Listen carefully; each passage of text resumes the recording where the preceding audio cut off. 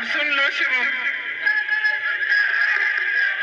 आपको मालूम होगा कि राहुल जी ने कितना संघर्ष किया है राजनीति में। अगर हमारे देश में एक ऐसे इंसान है जिनके खिलाफ जो पूरी भाजपा की मशीनरी है, हर तरह के गलत बातें, हर तरह के झूठ उन्होंने फैलाए, कैसे कैसे आक्रमण किए, उनको संसद से निकाल दिया गया, उनको घर से निकाल दिया गया, ये सब काम उन्होंने किए, लेकिन राहुल जी पीछे हटे नहीं। ये उनका चरित्र है कि जब वो अन्याय होते हुए देखते हैं तो वो न्याय की लड़ाई लड़ते हैं और उससे एकदम पीछे हटते नहीं है। इसीलिए 4000 किलोमीटर राहुल जी कन्याकुमारी से कश्मीर तक पैदल चले और फिर उसके बाद मणिपुर से लेकर मुंबई तक उन्होंने यात्रा की। और ये यात्रा क्या थी, चाहे वो पैदल यात्रा थी, चाहे वो मणिपुर से मुंबई वाली जो उन्होंने जीप में यात्रा की, ये यात्रा क्या थी? ये आपकी समस्याओं को समझने वाली यात्राएं थी, ये देश को बताने वाली यात्राएं थी कि देश में जो राजनीति की दिशा है वो गलत जा रही है और हमें उस दिशा को ठीक करना है। जो हमारे राजनीतिक असूल हैं, जो महात्मा गांधी जी ने जिनकी नींव डाली और जिनके आधार पर हमारा स्वतंत्रता आंदोलन हुआ, जिसके आधार पर हमारा देश आजाद हुआ, वो असूल क्या है, उनके बारे में जनता को याद दिलाने वाली यात्राएं थी। तो उन यात्राओं के बाद राहुल जी को ये बात गहराई से समझ में आई कि आप सबकी समस्याएं क्या है। आज देश में सबसे बड़ी 2 समस्याएं महंगाई और बेरोजगारी है कि नहीं? बहनें बैठी हो, कुछ खरीदने जाना पड़ता है, त्योहार होता है, कुछ खरीदना है घर के लिए, नए कपड़े, बच्चों के लिए फीस भरनी होती है, कोई बीमार हो जाता है या घर में कुछ ऊपर कुछ छत में कुछ टूटा है, पानी टपक रहा है, उसकी मरम्मत करनी है। कुछ भी हो, जब खर्चा करना पड़ता है तो घबराहट होती है, क्योंकि आज इतनी महंगाई बढ़ चुकी है मोदी जी के राज में कि जो आम जनता है वो अपना गुजारा कर ही नहीं पा रही है। चाहे आप कितनी भी मेहनत करो, आप खेती में मेहनत करो, आपके पास रोजगार है तो रोजगार करो या ठेकेदारी पे नौकरी करो, दिहाड़ी मिले, फिर भी चाहे परिवार में 2-2 सदस्य काम करते हो, फिर भी आपको ये महसूस होता है कि कमाई पूरी नहीं हो रही है। इसके आपके लिए स्कीम लाने के बजाय, आपकी मदद करने के बजाय, समर्थन करने के बजाय मोदी जी की सरकार ने क्या किया?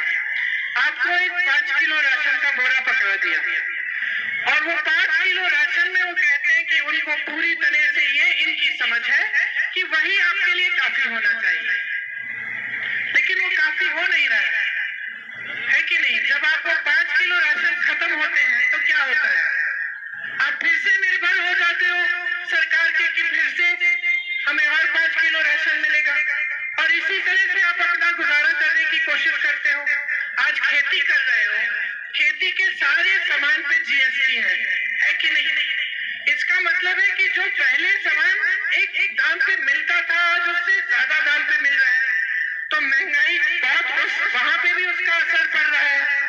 तो खेती से जो पहले कमाई होती थी वो कमाई भी नहीं हो रही है। पहले आप खेतों में मजदूर भी रख पाते थे, अब आप कहते हो कि जितना हमसे हो जाए हम कर लेंगे, ज्यादा मजदूर रखेंगे तो और कम कमाई हो जाएगी। बेचारा मजदूर भी भटक रहा है काम ढूंढने के लिए, उसको भी काम नहीं मिल रहा है। देखिए, मैं यहाँ 2019 में जब प्रचार के लिए आई थी तो मुझे याद है कि सबसे बड़ी जो आपकी समस्या क्या थी, आवारा पशु की, है कि नहीं? फिर मैं 22 में आई, 22 में जब मैं चुनाव के प्रचार में आई तो फिर ये समस्या और बड़ी हो चुकी थी तब तक, और हमने कांग्रेस पार्टी में कहा था कि हम इस समस्या को हल करने के तरीके ढूंढेंगे और मैंने समझाए भी थे कि छत्तीसगढ़ में उस समय हमारी सरकार थी। छत्तीसगढ़ में कांग्रेस पार्टी ने क्या किया, एक नीति निकाली कि हम गोबर खरीदेंगे, मतलब सरकार गोबर खरीदेगी जनता से।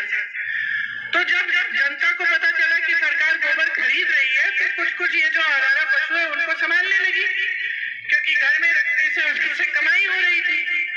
फिर हमने गौठान बनवाए और अच्छे अच्छे गौठान बनवाए, ऐसे नहीं जैसे यहाँ यूपी की सरकार बना रही है, जहाँ पानी नहीं है, छत नहीं है जानवरों के लिए, पशुओं के लिए, खाने के लिए चारा नहीं डलता, धूप होती है। मैंने देखे इतने सारे वीडियो 22 में, जहाँ 40-50 जानवर ऐसे ही मर रहे हैं धूप में, क्योंकि गौशाला बना दी, उसमें कोई सुविधा नहीं दी।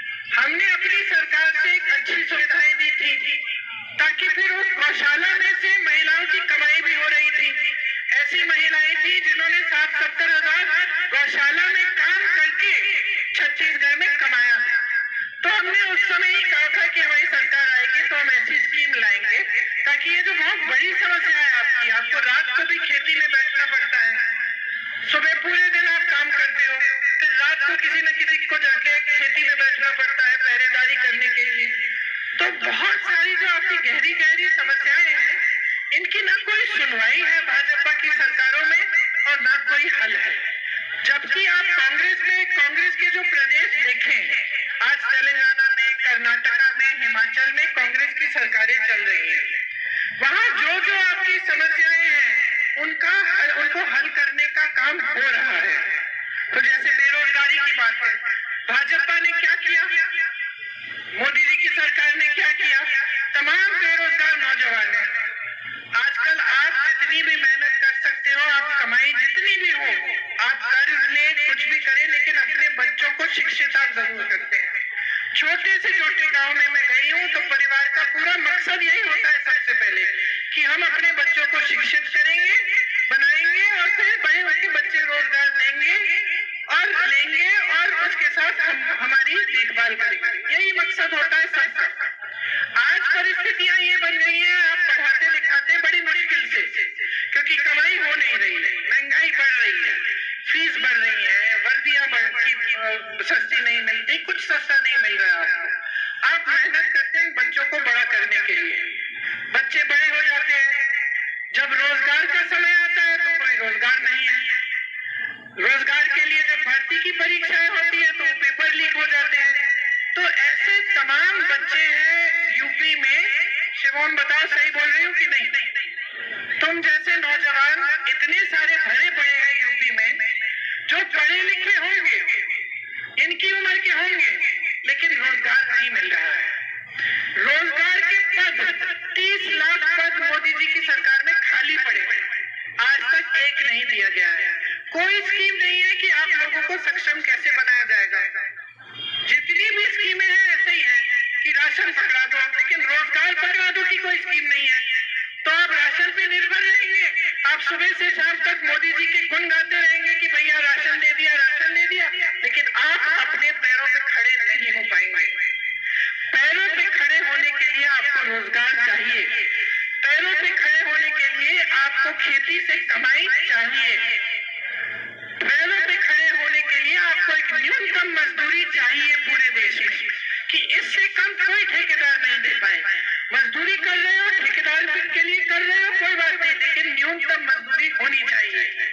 जो सरकारी अधिकारी हैं उनके लिए भी जो पहली नीतियां थी वो आज नहीं है, जो पहली पेंशन की स्कीम थी वो भी आज नहीं है। तो क्या किया इन लोगों ने? अग्निवीर जैसी स्कीम निकाली। अब यहाँ की सड़कों पे मैंने खुद देखा है, 3-3, 4-4 बजे रात को दौड़ लगाते हैं नौजवान। किस लिए लगाते थे बोलूंगी, क्योंकि आज नहीं कर रहे हैं। प्रशिक्षण करते थे, ट्रेनिंग करते थे, दौड़ लगाते थे, वर्जिश करते थे, ये किस लिए? सेना में भर्ती होने के लिए। मोदी जी अग्निवीर स्कीम ले आए, 4 सालों के लिए आप सेना में रहेंगे, 4 साल बाद घर आके फिर से बेरोजगार। तो आपके बेरोजगारी को हल करने की स्कीम नहीं लाते, आपका दिल तोड़ने वाली, आशाएं तोड़ने वाली स्कीमें ला रहे हैं। और जितनी भी इनकी स्कीमें हैं आज के दिन, सब बड़े बड़े खरबपतियों के लिए है। समझ लीजिए आप, बड़े बड़े खरबपतियों को 16 लाख करोड़ रुपए माफ किए इन्होंने कर्ज।